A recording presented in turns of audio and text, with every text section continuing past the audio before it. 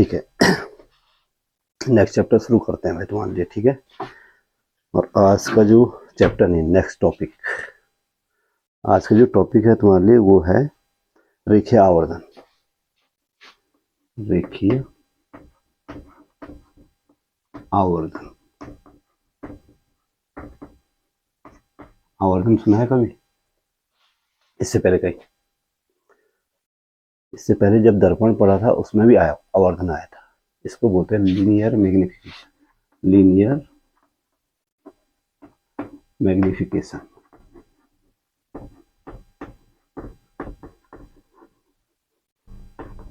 Magnify का मतलब ही होता है, मैग्निफिकेशन वर्ड जो है मैग्नीफाई से बना है, और मैग्नीफाई का मतलब ही होता है किसी वस्तु के आकार को बड़ा करके दिखाना, ठीक है ना। तो इसीलिए इसको मैग्निफिकेशन कहा गया है। अब होता क्या है कि आपने देखा होगा जब लेंस से हमने प्रतिबिंब बनना सिखाया था, तो उत्तल लेंस के लिए कितनी स्थितियां आई थी? उत्तल लेंस के लिए हमने 6 स्थितियां बताई थी। 6 स्थितियों में प्रतिबिंब बन रहा था, और इनमें से 5 स्थितियों में जो प्रतिबिंब बना वो उल्टा और वास्तविक बना, और साथ में सिर्फ एक स्थिति, जबकि आपने मुख्य फोकस के 2 गुने पे वस्तु रखी थी, तो वस्तु और प्रतिबिंब बराबर हो गए थे। बाकी में ये तो वस्तु से प्रतिबिंब बड़ा था या वस्तु से छोटा था। जबकि और सिर्फ एक स्थिति में, पांच में से सिर्फ एक स्थिति ऐसी आती थी जबकि प्रतिबिंब क्या बनता था? सीधा बनता था। जबकि अवतल लेंस में आपने देखा,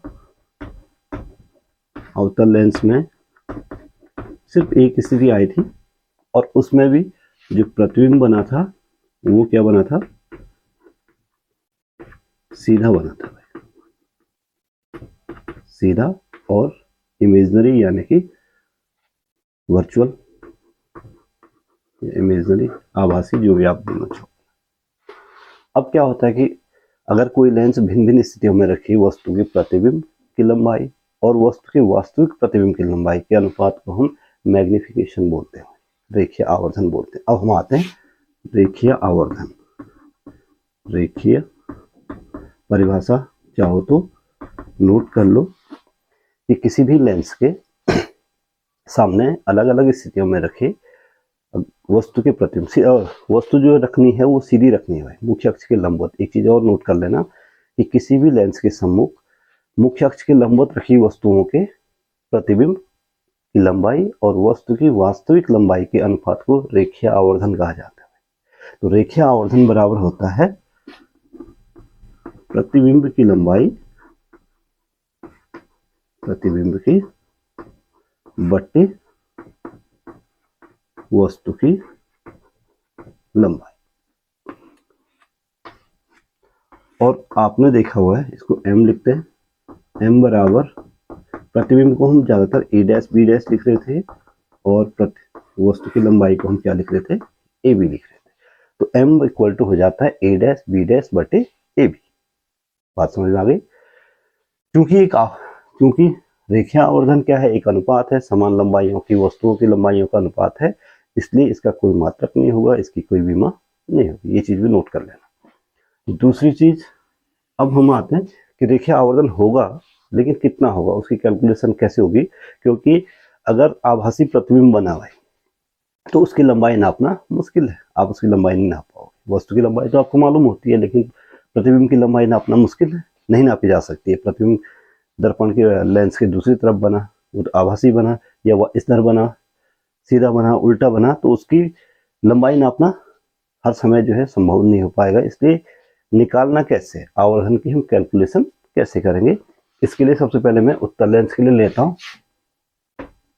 सबसे पहले उत्तल लेंस के लिए, और हम इसमें एक रेखा चित्र बनाएंगे भाई, और ऐसा चित्र हम पीछे बना चुके हैं जब हमने लेंस मेकर्स फॉर्मूला कल ही बताया हुआ है। जब हमने लेंस मेकर फॉर्मूला बताया था, एक ये उत्तल लेंस है सपोज के लिए, ये इसका मुख्य अक्ष है भाई, और इसके मुख्य अक्ष पर मुख्य फोकस से कुछ दूर पर रखी वस्तु है, यहाँ पे इसका मुख्य फोकस है F1, इधर F2 होगा, और मुख्य फोकस से कुछ दूरी पर कोई वस्तु रखी है सपोज के लिए, और वो वस्तु ए बी है भाई। ये क्या है वस्तु ए और बी। ए बी से चलने वाली पहली किरण मुख्य अक्ष के समांतर आपतित होती है, हर बार बता रहा हूँ, और द्वितीय मुख्य फोकस से होते हुए आगे बढ़ गई। दूसरी किरण हमने गुजारी प्रकाशिक केंद्र ओ से, और वो किरण बिना आपतित हुए, ये प्रकाशिक केंद्र ओ है भाई, बिना आपतित हुए, बिना अपवर्तित हुए, बिना अपवर्तित हुए अपने ही मार्ग पे आगे बढ़ गई। क्लियर। यहाँ पे वस्तु का प्रतिबिंब बना, ये बना भाई ए डैश एंड ये हुआ बी डैश। कैसा प्रतिबिंब बना? उल्टा बना और वास्तविक बना। अब इस चित्र की सहायता से हम लेंस के लिए क्या निकालेंगे? लेंस का आवर्धन ज्ञात करेंगे। तो आप देख रहे हैं चित्र से, आप पूरी थ्योरी वही लिखोगे कि चित्रानुसार L एक पतला लेंस है जिसका प्रकाशिक केंद्र क्या है? O है। बी से चलने वाली पहली किरण मुख्य अक्ष से समांतर आपतित होती है, सपोज के लिए BD किरण है भाई, और अपवर्तित होकर द्वितीय मुख्य फोकस F2 से होते हुए आगे बढ़ जाती है। दूसरी किरण प्रकाशिक केंद्र पे पड़ती है और बिना अपवर्तित हुए, बिना अपना मार्ग बदले, बिना अपने मार्ग से विचलित हुए आगे बढ़ जाती है। जहां पर दोनों किरणें काटती है वहां पर वस्तु का प्रतिबिंब बनता है ए डैश बी डैश, और यहाँ पे जो ए बी वस्तु का प्रतिबिंब है वो ए डैश बी डैश बना है, और उल्टा बना है और वास्तविक बना है। क्लियर? बात समझ में आ गई? तो इसके आगे देखो चित्र से, हम अगर हम त्रिभुज बी ए ओ और दूसरा त्रिभुज है भाई त्रिभुज बी डैश ए डैश ओ से,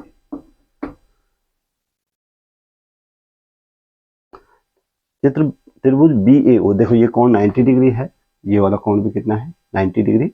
ये वाला कोण और ये कोण आपस में बराबर है, क्यों है? क्योंकि ये शीर्षाभिमुख कोण है। तो ये बी ए ओ और बी डैश ए डैश ओ समरूप है भाई। ये त्रिभुज कैसे हैं? और आप जानते हैं कि समरूप त्रिभुजों में जो भुजाओं का अनुपात होता है वो आपस में बराबर होता है। हाई स्कूल का आर्टिकल है ये। तो इसलिए आप कह सकते हैं, इसलिए ए बी बटे ए डैश बी डैश, क्योंकि हमको ए डैश बी डैश चाहिए तो मैं पहले ए डैश बी डैश ले लेता हूँ। ए डैश बी डैश बटे ए बी, तो इस त्रिभुज का लंब बटे इस त्रिभुज का, कौन कौन से त्रिभुज? ये वाला त्रिभुज भाई, पूरा त्रिभुज ये जो मैंने छायांकित किया है, और ये वाला त्रिभुज दिख रहा है साफ साफ। तो ए डैश बी डैश बटे ए बी, यानी इसका लंब बटे इसका लंब बराबर इसका आधार बटे इसका आधार। इसका आधार है भाई ए डैश ओ, और इसका आधार है भाई ओ ए या ए ओ। अब चिन्ह पद्धति से आप लोग जानते हैं, चिन्ह पद्धति क्या बोलती है कि ए डैश बी डैश, ए डैश बी डैश ये ऋणात्मक होगा, क्योंकि मुख्य अक्ष से नीचे की ओर ऋणात्मक, मुख्य अक्ष से ऊपर की ओर धनात्मक। ए बी क्या होगा? धनात्मक होगा। और ये क्या है भाई? ये वस्तु की दूरी है ए बी। ए ओ क्या होगा? माइनस यू वस्तु की दूरी, और ए डैश ओ क्या होगा? प्लस वी, ये प्रतिबिंब की दूरी है भाई, है नहीं? और इसलिए लेंस का आवर्धन, इसलिए लेंस का आवर्धन m इक्वल टू कितना हो जाएगा? अभी आपको बताया ए डैश बी डैश बटे ए बी, यानी कि प्रतिबिंब की लंबाई बटे वस्तु की लंबाई। तो ये हो गया ए डैश बी डैश बटे ए बी, और अभी आपने ए डैश बी डैश बटे ए बी निकाला, ए डैश ओ बटे ए ओ निकाला।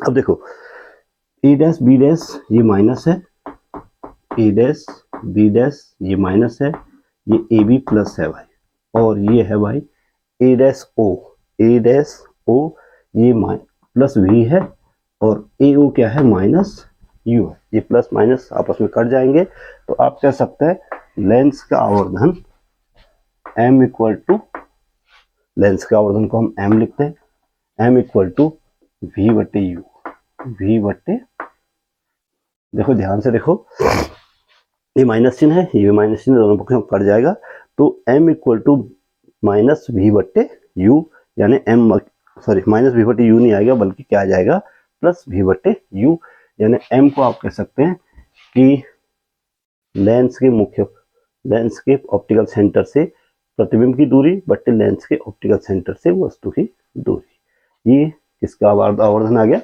उत्तल लेंस का, ठीक है ना। और यही आवर्धन, ध्यान रहे, अवतल लेंस के लिए भी बिल्कुल यही आवर्धन आएगा।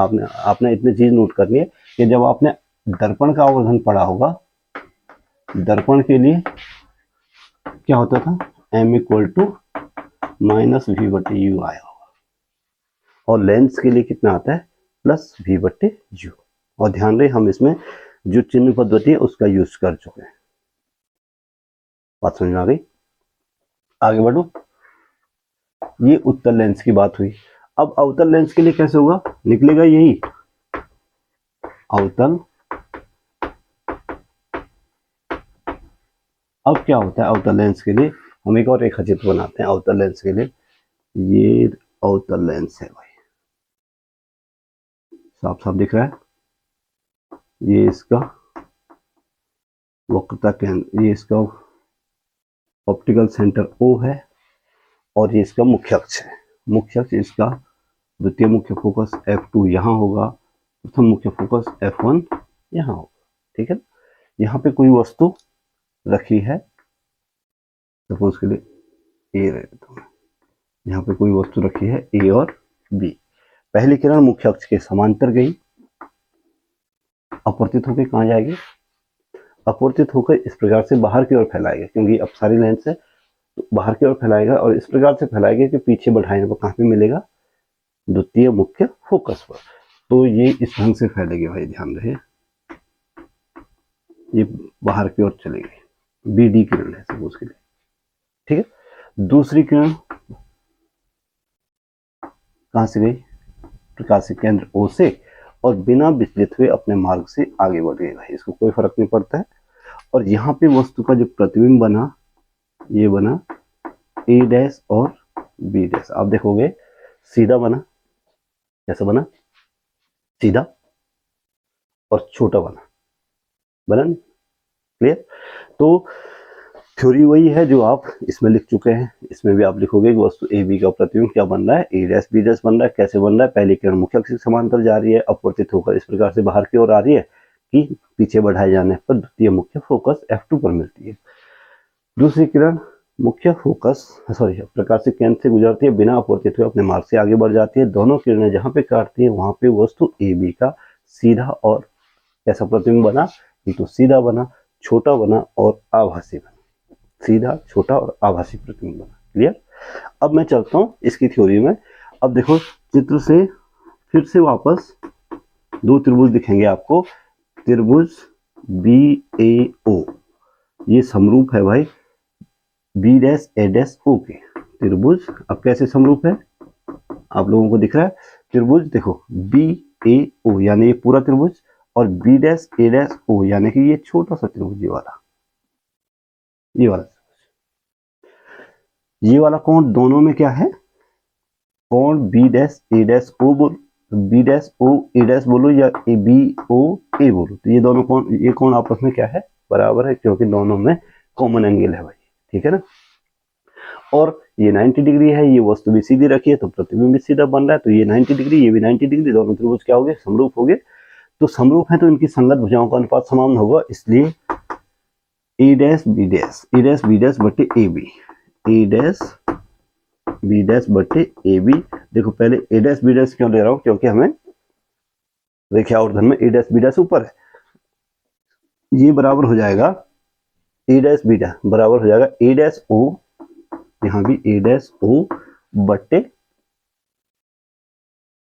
AO बटे। अब चित्र में आप फिर से चिन्ह पद्धति लगाओगे, कौन बोलेगा, चिन्ह पद्धति लगाओ इस पे, तो A डैश B डैश ये क्या है, धनात्मक है ऋणात्मक है, धनात्मक है, क्योंकि मुख्य अक्ष से ऊपर है। AB भी क्या है, धनात्मक है, मुख्य अक्ष से ऊपर है, और AO बराबर माइनस U है भाई। AO वस्तु की दूरी है, और A डैश O प्रतिबिंब की दूरी है, तो ये क्या आएगा, माइनस V आएगा। जैसे ये V आया था वैसे ये भी V आएगा। ये वाला V आ गया और ये वाला U हो गया यहाँ से यहाँ तक, ठीक है ना। अब इसलिए आप कह सकते हैं, इसलिए लेंस का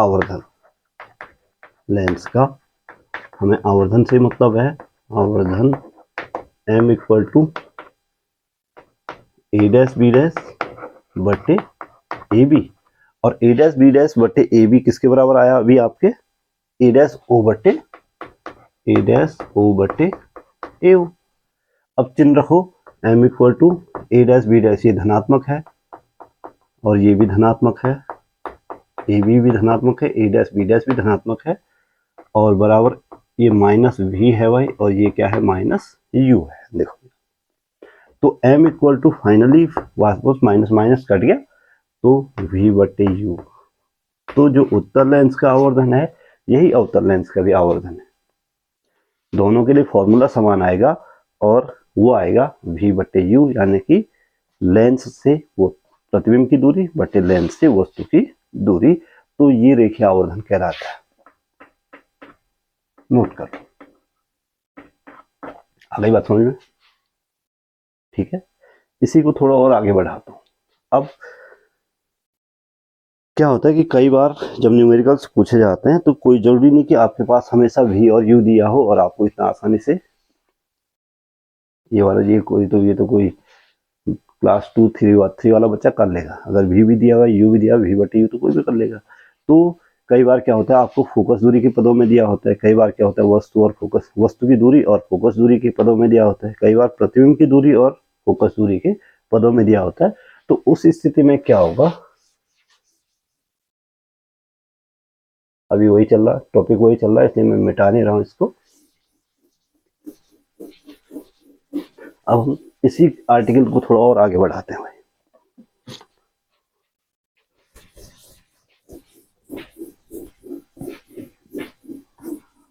और आप देखोगे कि फोकस दूरी से रेखीय आवर्धन कैसे संबंधित है। रेखीय आवर्धन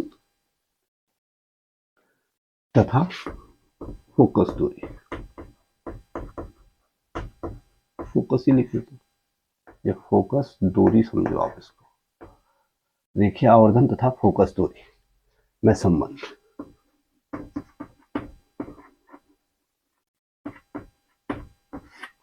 रेखीय आवर्धन जो है फोकस दूरी से किस प्रकार से अटैच है, किस प्रकार से संबंधित है, उसका लिंक क्या है फोकस दूरी से। अब आप जानते हैं क्योंकि लेंस का, अब लेंस हमारे पास उत्तल भी हो सकता है अवतल भी हो सकता है, दोनों के लिए आवर्धन का सूत्र है V बटे U। तो लेंस का आवर्धन M बराबर होता है भाई V अपॉन U, जहां आप जानते हैं V और U की अपने यूजुअल सिग्निफिकेशन से V जो है प्रतिबिंब की दूरी है और U क्या है, वस्तु की दूरी है। इसको मैं बना देता हूँ समीकरण नंबर फर्स्ट। कोई दिक्कत है यहाँ तक? नहीं है। अब देखो कल आपने पढ़ा था लेंस सूत्र, लेंस निर्मात्री सूत्र, लेंस मेकर्स फॉर्मूला, या जिसको लेंस सूत्र भी बोलते हैं। सिर्फ लेंस सूत्र बोलते हैं 1/f equal to 1/v minus 1/u। इसको बना देता हूँ मैं समीकरण नंबर 2। कोई दिक्कत है यहाँ तक? नहीं। अब देखो समीकरण फर्स्ट को, अगर समीकरण सेकंड को अगर मैं v से गुणा कर देता हूँ,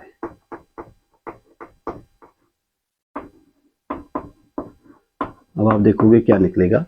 समीकरण सेकंड को मैं v से गुणा कर दे रहा हूँ तो आपको निकलेगा, इसको v से गुणा करेंगे तीनों पद गुणा होंगे तो v अपॉन f, यहाँ पे आपको निकलेगा v बटे f equal to v upon v minus v upon u।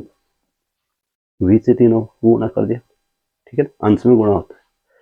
v upon F को ऐसे रहने देते हैं, v upon f equal to v upon v one हो गया माइनस v अपॉन यू को हम क्या लिख सकते हैं, v अपॉन यू रहने दो, v अपॉन यू को इधर ले आओ, v upon u equal to हो जाएगा 1 minus v upon f, 1 minus, और v अपॉन यू क्या है, v upon u is m, समीकरण फर्स्ट से v अपॉन यू का मान m हो गया, m बराबर ये इधर गुना हो गया f minus v upon f, f minus कहाँ से हुआ, समीकरण फर्स्ट से हमने किसका मान लिया, m का मान लिया। तो फोकस दूरी, प्रतिबिंब की दूरी के पदों में किसका मान आ गया, m का मान आ गया। Magnification equal to m equal to f minus v बटे f, ये किसके पदों में आया, फोकस दूरी और प्रतिबिंब की दूरी के पदों में। अगर हम क्या करें, फिर से मैं क्या कर रहा हूं कि समीकरण फर्स्ट को नहीं, समीकरण सेकंड को मैं u से गुणा कर देता हूं। इस बार पहले किससे गुणा किया, v से गुणा किया, अब u से गुणा कर देते हैं। देखो क्या आएगा, से गुणा करो तो ये आएगा u बटे एफ, u बटे इक्वल टू u बटे v माइनस u बटे u से गुणा कर तीनों पक्षों को, u क्लियर। u बटे एफ को ऐसे रहने दो, u बटे v को देखो इसको ऐसे लिख सकते हैं 1 अपॉन v बटे u, भिन्न उल्टी होगी, अंश में जाएगा u बटे v हुआ, और माइनस u बटे u क्या हुआ, 1 हुआ। अब देखो v बटे u क्या है, समीकरण फर्स्ट से v बटे u m है, तो u बटे f equal to 1 upon m minus 1, ठीक है। ये इधर आ जाएगा, तो 1 अपॉन m को मैं वहीं छोड़ दे रहा हूँ, तो इसको हम ऐसे लिख सकते हैं 1 upon m equal to 1 u बटे f, u बटे और माइनस 1 इधर आ गया भाई, प्लस 1 हो गया, ठीक है। तो 1 upon m equal to u plus f बटे f, ये आप कह सकते हैं दोनों पक्षों का व्युत्क्रम ले लो, m इक्वल टू f बटे u प्लस f, समीकरण नंबर क्या बने, 4। तो रेखीय आवर्धन किसके पदों में आ गया, वस्तु की दूरी और फोकस दूरी के पदों में रेखीय आवर्धन आ गया, प्रतिबिंब की दूरी और फोकस दूरी के पदों में क्या आ गया, रेखीय आवर्धन आ गया, ठीक है ना। कुछ पूछना है किसी को, कुछ पूछना है भाई, बिल्कुल नहीं। तो इतनी चीजें याद रखो, आसान से आर्टिकल है, और 1-2 नंबर में जरूर पूछा जाता है कि रेखीय आवर्धन क्या होता है, लेंस का आवर्धन क्या होता है, परिभाषा आपको मैं बता चुका हूँ, लेंस के आवर्धन के लिए फॉर्मूला क्या होता है वो हम आपके लिए निकाल चुके हैं, और लेंस के आवर्धन के लिए फॉर्मूला इसके पदों में, फोकस दूरी के पदों में क्या होता है, इसके लिए 2 फॉर्मूले, एक तो m equal to f minus v बटे एफ, और दूसरा m इक्वल टू एफ बटे यू प्लस एफ। तो ये 2 फॉर्मूले आ गए, ये आपको याद रखना है, ठीक है, रखोगे आप, ठीक है। आज के लिए इतना बहुत है।